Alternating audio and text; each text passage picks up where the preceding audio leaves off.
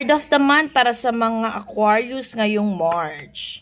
Okay, this card showing may mga bagay daw na masusolusyonan ngayong March. Sabi dito yung kabiguan kasi nakikita ko dito may mga bagay ka daw na pinagsisikapan. Actually, yung cards mo nagsasabi dito, nakafocus ka kung paano mo gawin yung goal mo kasi nakikita ko dito may mga bagay na nakakapagpasakit ng damdamin mo.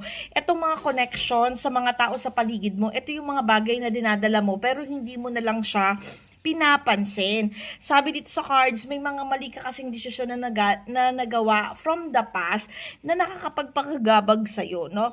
Sabi dito ngayong March, magkakaroon daw ito ng solusyon or magkakaroon ng lightning, ng liwanag, makakapag-move forward ka. Ito yung sinasabi ngayong March, no? Aquarius, yung cards mo kasi nagre-represent yung mga kabiguan na naramdaman mo from the past months mahihiled, no? Magkakaroon ng parang masusolusyonan. Nakikita ko dito sa cards na kasi you are in pain from the blast. May mga decision kang ginawa na nagdalawang isip ka na parang iniisip mo nakapanakit ko or nasaktan din talaga yung damdamin mo. But this card showing ngayon na may pagbabago.